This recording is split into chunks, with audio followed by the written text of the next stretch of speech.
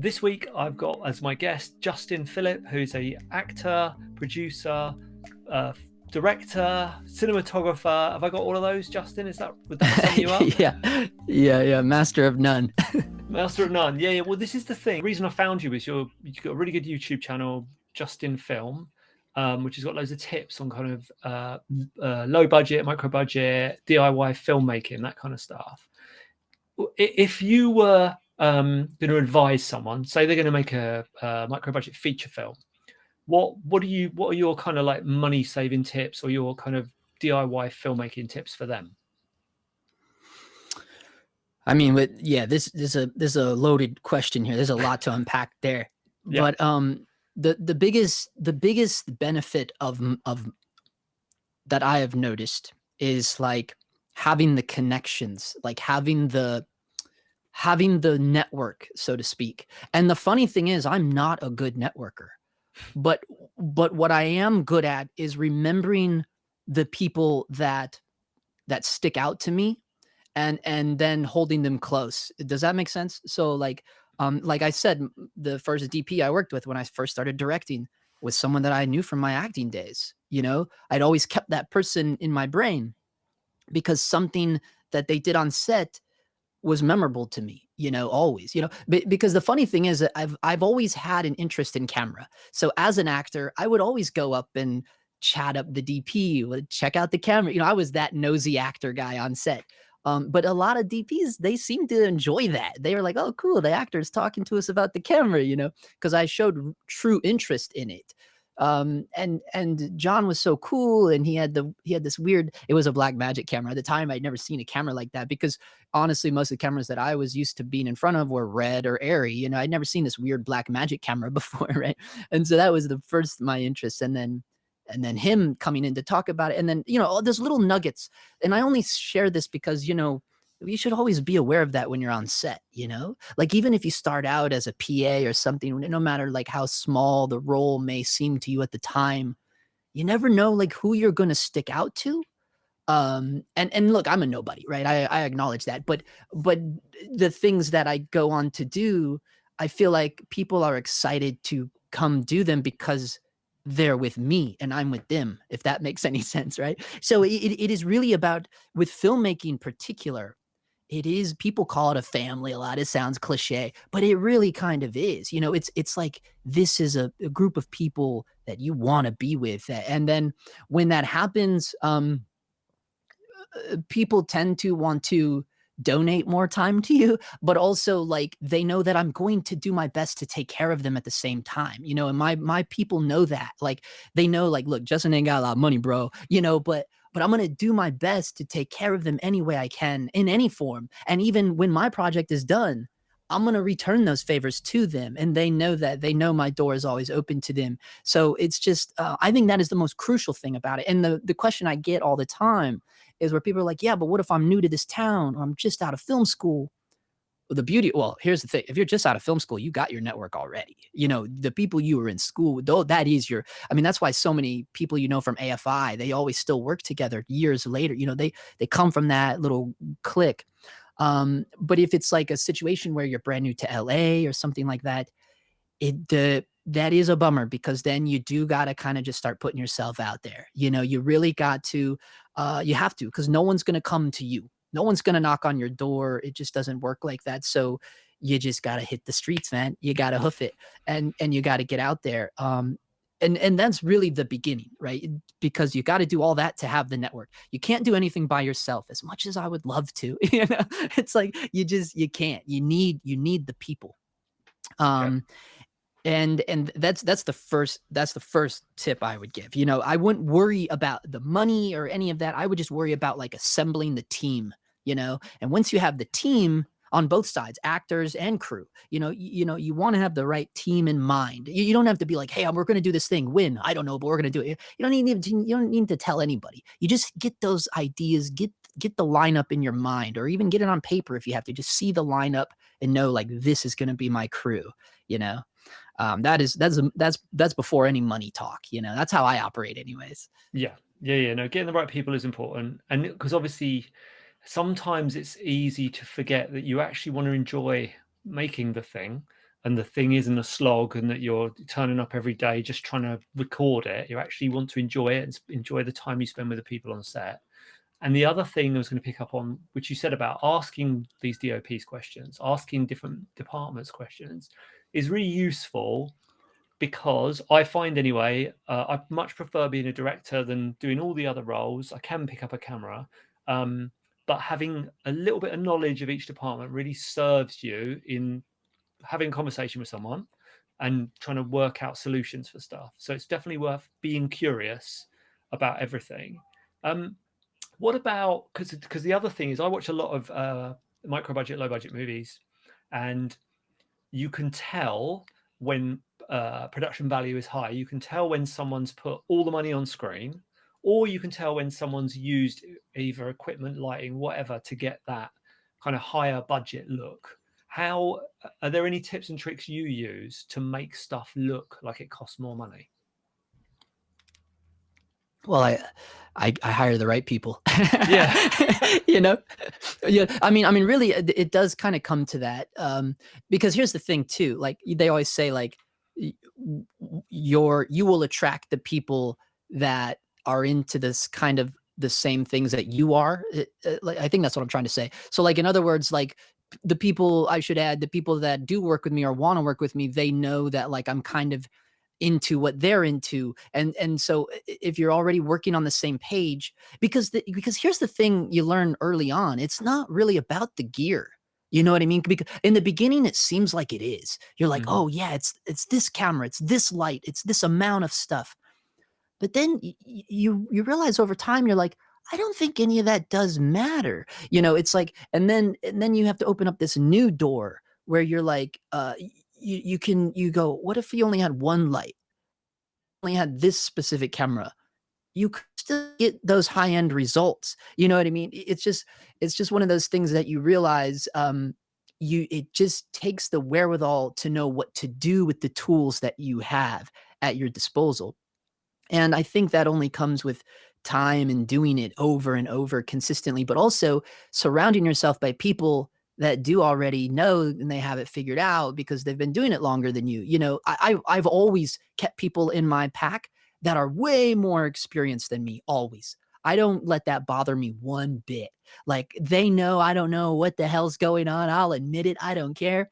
But I know how to talk to people, you know what I mean? And I can convey to them. Sometimes I can, you know, I'm not always perfectly articulate, but I can try. And I don't know, that's what I would say. I wouldn't get caught up in the gear of it all. And also, honestly, I wouldn't even, I mean, nowadays I'm getting more into the idea of I wouldn't get caught up in like, oh, this doesn't look like Deacons would do it. You know, like Oh, yeah. I wouldn't get caught up in that anymore. You know, I think what to hone in on is the story. And then if you're really chasing the story and you're being true to the story, I think it'll all work out splendidly for you, you know? Yeah. I think the only thing I would prioritize over and above all of that is probably the sound. just because if you get that story right and it's all then you're in trouble. But yeah, I get you totally. Right. And I speak to a lot of film students, and people can get obsessed with gear. They get obsessed with the latest camera. Got to have these lenses. Got to have this. Got to have that. And they kind of lose sight of you're actually trying to tell a story and keep an audience engaged. I also noticed on your bio that you've done some training in color grading. And this is another thing. And the reason I'm focusing in, I think, on quality, why something looks quality, is because there is so much stuff out there at the moment. There's loads of short films. There's YouTube channels everywhere. There's tons of content on streaming platforms, all of these different things to get your attention. And I do think, unfortunately, when you select one of those things and click on it, if it doesn't first and foremost have that kind of quality feeling to it, it's very easy to skip. No, I'm not interested in that, even if the story is super duper. So I was interested, as someone who's got experience color grading, are there any things you see in other projects that people do that you think, oh, if they'd only just done this, maybe that would have had a much better effect on their project? Yeah, 100%. I mean, look, I don't click off. Like if the image or whatever is bad, it's like you say, if the audio is bad, then I'll click off. Yeah. but if the audio is good and I'm interested in whatever for whatever reason, if it doesn't look the way that I think it should look, I'll still watch it. Like, Mm. because I'm also kind of a fan of the grungy. Like, I kind of do like weird stuff, but at the same time, I know what you're saying, and 100%. Like most of the videos that I give critique to, funny enough, are videos that are YouTubers that have nothing to do with the filmmaking community, right? Yeah. And it's just because I watch those videos and I go, oh yeah, I mean, like this would look a little better if they did XYZ or whatever, you know, because I'm just giving them notes in my brain about how they can make their, but then you look at their subscriber count and you're like, oh, it doesn't matter to them, right? Like, It's all right. What do I know? Yeah. yeah. Because the reality is, I think that speaks to a lot of like general audience though. I think us as filmmakers, we get caught up in that. But when you see what normal YouTubers videos look like, no shade, right? But I think we know what we're all saying here. You know, you see what those look like and you go, but look, it doesn't matter. Like these guys are getting paid, you know? Mm. So I think as filmmakers, we don't need to get caught up in that so much anymore. Like, because I think it speaks a lot to, if you, again, back to the core of whatever it is about, that's what the audience will be attracted to. I think us as image makers, we get caught up in our heads of like, it needs to look beautiful, it needs to look cinematic or whatever. And it's like, maybe not always. You don't have to harp on that too hard, you know? Yeah, definitely.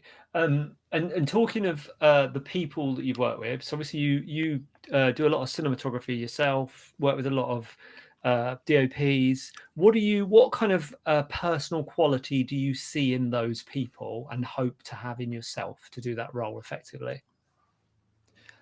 I think the number one thing in my experience of gaffing, when I go and gaff, because I've worked with all kinds of different DPs as a gaffer, and the thing I envy the most is the ones that are super chill. They are just so relaxed and chill, no matter what happens. And I'm like, I just don't have that in me. I don't have the chill bone. And what's funny enough, a lot of DPs that I've worked with, both in my acting days, John Schweigart is one of them, both in my acting days and my gaffing days, the thing I've noticed the most out of DPs is when they're chill. I admire that so much. I don't have that. I'm very like, I narrate what I'm doing a lot of times, and I hate that I do that. You know what I mean is I talk out loud, or I think out loud. I hate that I do that. And there's just so many things that I do that I'm like, man, if I was just a little bit more chill, you know. But it's just the type of personality. I'm just not that type of personality, I guess. And I remember I had a conversation with a buddy of mine. He's usually my key grip, and we were driving home one time. And I said, man, so-and-so is so cool, man. They're so chill. You know, I'm like that guy, you know? And then I'm driving and I look at my buddy Tristan, shout out to Tristan. And I go, you know what? I go, I think I can be like that. And he does long pause. And then he looks at me and goes, I think you'd have to change your everything. Nice. I'm like, nice. yeah, I'm like, yeah, you're right. You know, you're right. It's just, you know, everyone is our own personality, I guess, you know? But that is something that I think it just speaks volumes, because it's like sets are so chaotic and like just can be sometimes really toxic, honestly. Like you just like sets are just crazy. They're just, especially in the low budget world, they're very chaotic. And that's something that's always like stuck with me. The ones that are just like, yeah, it is what it is. You know, they're not bummed out if something doesn't work out. They're not going to sit there and kill a lot of time trying to get something that they know they can't. They're just like, they just surrender and they're okay with it and they move on. They're like, yeah, man, acceptance, you know, they're just doing their thing. And that's something that I admire a lot. Yeah, that is a good personality trait to have. I guess I'm a little bit, maybe people disagree. I think I'm a little bit like that. I think I've got that kind of Buddhist style. Oh, well. I mean, my wife is my producer, and she hates it when I say, oh, well. She goes, oh, well, you know, that's just the way it is. And because you can't do anything about it. And sometimes it's super stressful. But then sometimes it does. There are times when she steps in when I can't. I'm just like, I can't process this. I don't know how to get myself out of this hole. What do you do in those instances? Have you got like a producer you always work with, or someone you lean on? Yeah, I mean, that's funny. My wife, for sure. Some of our smaller projects in the beginning, for sure, she was either the writer on it or helping me co-direct or always co-producing with me. And she is like the best editor. She still edits a lot of my stuff. because she's just has it. She can hone in on it and just, yeah, it's just really good at that. She has a really good poker face too, you know, like you never really know. And that's like the best thing to have on set, especially if you're like in a producer role, is like that poker face, you know, like don't let them know what you're thinking. And I'm horrible at that. Like she says that all the time too. You know, I just wear everything on my sleeve, you know, everyone knows exactly how I'm feeling and thinking. And maybe that's just from my acting background, you know, being a performer for my whole life, basically. And I just can't help it. You know, maybe I'm just have a certain mentality where I feel like I'm always being viewed or watched. So maybe there's a part of me that just has to emote. I don't know. I don't know what it is. I'm just super passionate too. I'm just a passionate guy. You know, it doesn't matter what it is. Yes, I can tell that. So have you, forgive me for not figuring this out from IMDb, because it is colossal, your page. So have you made a feature, or have you got plans to make a feature? Where are you in that road, or is that not on your radar? Me personally have not done a feature as a writer or director. What I have done, well, I shouldn't say writer. I have written a feature film actually. Yeah. And my wife has written many feature films. She actually has her MFA in writing, screenplay writing actually. But I have not directed a feature, but I have shot. I've been the DP on 3 feature films. Yeah. And I've been the gaffer on a couple feature films as well.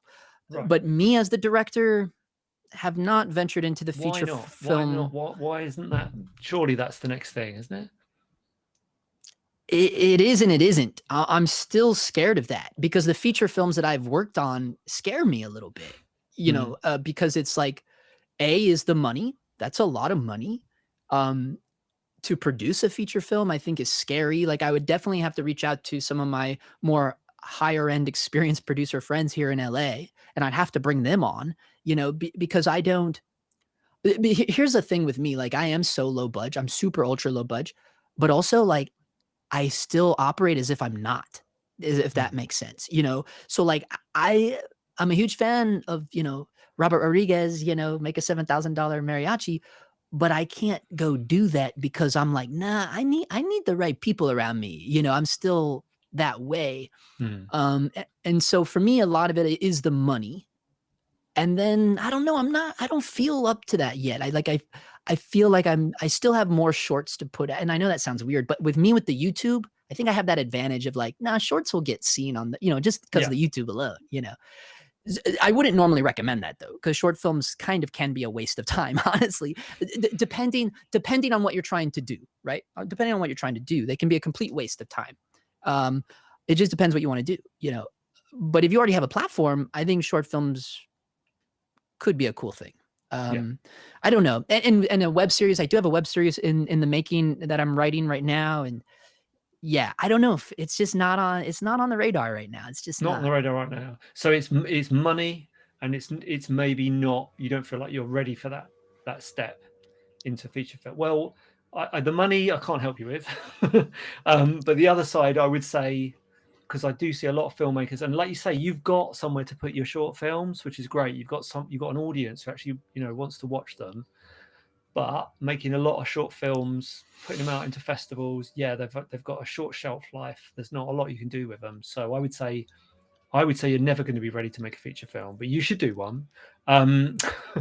But let's concentrate on the stuff that you're working on at the moment. So talk to me about creative problem solving. So which is something that happens on set all the time. So can you think of an instance where you've creatively problem solved something? I think, you know, I mean, just on the recent things I've done are really just the DP stuff. I mean, we just did this little short film that I acted and directed in, but it was very tiny. It was literally me and my camera guy. Like that was it. So shout out to Miguel Ordez. He was my cinematographer on that. So I don't know if I even want to talk about that because it was just like so last minute and we're just going to go do this short film. It's a one-man show. It's literally just a one-man show. I'm in the car the whole time. It's just this crazy idea I came up with. It's on the YouTube. You can watch it. But on that one, I can't even think of anything where it would apply to that. But in the DP realm, I feel like it's my job to always have to solve these problems, especially in the low budget world. I feel like I'm solving problems for departments that I shouldn't even be solving problems for. You know what I mean? But I will say this, I will admit this, I'm not great at it, you know? I feel that I just, and why I'm not good at it is because the number one thing, the number one strength to me on set is speed with efficiency, if that is such a thing, whatever those two things combined are. Because it's like, yeah, you need to go fast, but it needs to make sense and it needs to work the first time, you know? I'm not so good at that. I'm just, and funny, I've been doing this a long time now, and I'm still not like amazing at going, this is the thing we need to do. This will do it. What ends up happening is I go, this will do it. And a lot of this is on me, the type of human being I am. I'll go, this will do it. Right. And I come up with a great idea. But in the process of doing that idea, my brain is like, meow, and it's thinking, well, you could have done it like this, though. And then it's like, well, no, we're already doing it like this, you know? And then when we get, but I won't let that bother me. We'll get it done. And then there's a part of me, there's that itching little part of me that goes, yeah, do we have time to try it the other way though?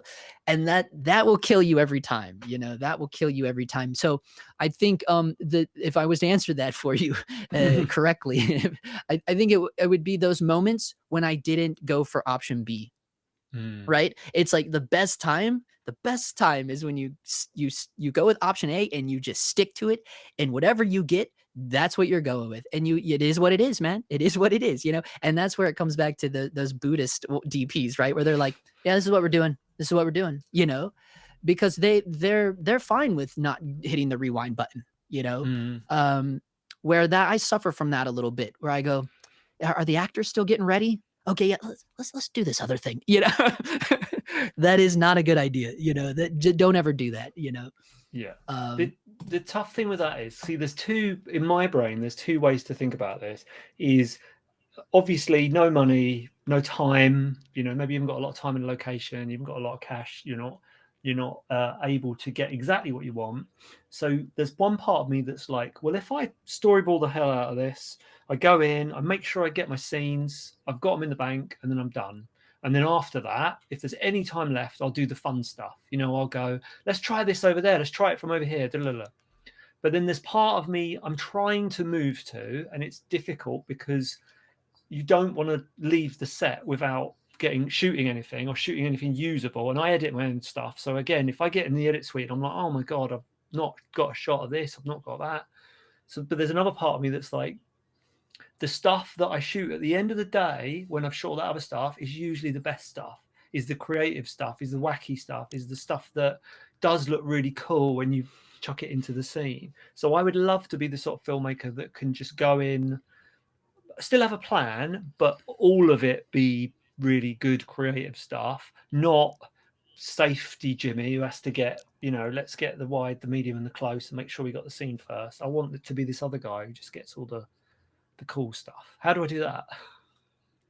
100%. No, I hear what you're saying, and I've experienced that as well. And it is true. It is true. It's tricky like that because here's the thing. If you're doing your own thing, like if you're the producer, you're the doctor behind it, you know, you call the shots. So it's going to have to be that way. Like if you want to experiment, you have the freedom to do that, is what I'm trying to say. Right. But, you know, you could be worried about, like, you know, there was a director that I shot for one time, and he was like very by the book, man, like really hardcore. And he had his storyboards and he had everything perfect, you know? And I shot multiple things for him, by the way. But there was one project we were working on, and he got a little loose, right? And his reaction was so almost childish, like, because he was that excited that he had deviated from the storyboards. And I was like, because he was like, "Ooh, this is like," he was being 100% genuine too. He was like so excited about it, and I looked at my people, and I'm like. And to me, it was just bizarre because I'm like, I couldn't imagine being that locked into something where you just felt so giddy to do something that you didn't storyboard. Like that was crazy to me. But 100%, I am the type, and that is why I'm like, no, we got to do it this other way, because that is exactly me. Because I'm so like, like it has to be just perfect and just right, and I have this will work. I'm telling you, this will work, you know. But when I'm not the director, it always tends to bite me in the ass when I want to get a little loose. The only time you get away with it is when you get loose in the pre-production process, Mm. right? So that's something that I've gotten better at as a DP. Like I've gotten better at just knowing the script so good, like demanding I get that script, not demanding, but requesting I get that script as soon as possible, because I want to try to get in that director's head as immediate as soon as I can. Because the sooner I can understand what they're trying to do with their script, the sooner I can come up with these ideas that I can experiment with before I get there. You know what I'm saying? I think that is the most important thing that I guess took us this long talking to realize is like, because I'm thinking about our most recent project. I can't really talk about it. It's NDA, but I was the DP on it. Kind of a cool thing. But it was one of these things where there's these little vignettes and really open to creativity and things. And they just, they were giving out, they knew the tone of what they wanted it to be. And I just took that and ran with it. And I came up with the whole concept before we even got there on the day. And there's programs you can do that. I have it's called Satellite 3D. And I love that because I can do all my lighting in there. I can change color temperatures in there. You can do everything in there and really see what it's going to look like pretty good, down to like what lights I'm going to use. Cause I only use the lights in the program that I actually had in the package. And I do that with a lot of things. And, that's been key to me, to experiment all that creative stuff before I walk into the door. But with that being said, because now you've saved all that time, so you can still do those creative things because now you even have more time. I feel like, my whole battle is time always. And so I think if you wanted to get loose with it, you got to get loose with it before you get there on the day, I guess is what I'm trying to say.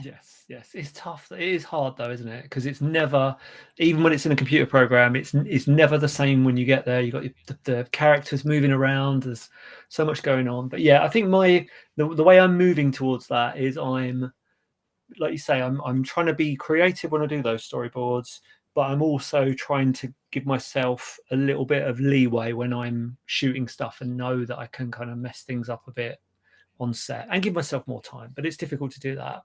I could talk to you all evening, but what I'm going to do is I'm going to end with a question I ask everyone. I know the answer to this, but I want you to sort of explain it a bit more. So I usually ask everyone what their motto is, and you've said it. What was it? No risks, no reward. So give me a time you've used that yourself and it's kind of paid off. I mean, no joke. I use it on everything, just everything everything I do. It's always. I don't know if it pays off. Look, I don't know if it pays off. I can't tell you that it always will pay off. But what I can tell you is that if you live your life like that, you will live your life. You know what I mean? Like you will just always be making yourself available to whatever opportunities are there. Right. So in other words, it's not being like a yes man, right? It's not that Jim Carrey movie, right? Right. But it is just no risk, no reward. So in other words, you might want to try this thing. Well, I don't know, just do it. It'd be just, it is very cliche, right? It almost is cliche. I stole it from a comedy show that I used to watch. I can't remember the name of it now, but it doesn't matter. It's from a comedy show. So that's the context behind it, right? You can get the idea, but it is true. Like I've always loved that. Like as soon as I heard it, I'm like, oh, I'm stealing that. And this was years ago. And I think that it just makes for an enjoyable experience. Street photography for me is like a passion for me that I started in 2022. I love street photography. It's just a hobby thing for me that I just love to do. But that is a prime example. And that has nothing to do with filmmaking, but it does have to do with like finding personal enjoyment in your life for like a workaholic like me is very hard to do. Right. I'm not a good street photographer even now, like, a few years later, but I still have this like obsession to keep doing it. Just like keep taking the risk. Or like the YouTube videos, not every YouTube video is going to hit, but I keep risking it. I keep going, I don't care. I'm going to do it. And I think why it's important for us as artists is because I know personally a lot of artists that are so talented, but so afraid to put their work out. They are in turmoil just to see if they can have an audience. And I think that is crazy to me. Right. On so many levels, because first of all, you can't even be an artist if you don't have an audience, right? Quite frankly, so like you got to have that audience. but that's the biggest risk that any artist has is just doing the art, right? That is the number one risk. Like, just do it. And yeah, it's not all going to be rewards. It's not all going to be rainbows and unicorns, you know? Yeah. It's funny that, because it reminds me of coming out of film school. I did a degree in film, and then even having the courage to tell people you're a film director used to make me feel embarrassed, because people are like, what do you mean you're a film director? What, you doing what?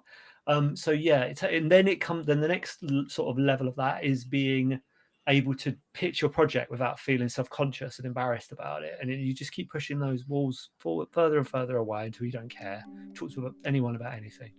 Thanks so much for chatting. I'll put links in the description to your YouTube so people can check your short films out. Thank you for having me. It's been awesome, man. Appreciate it.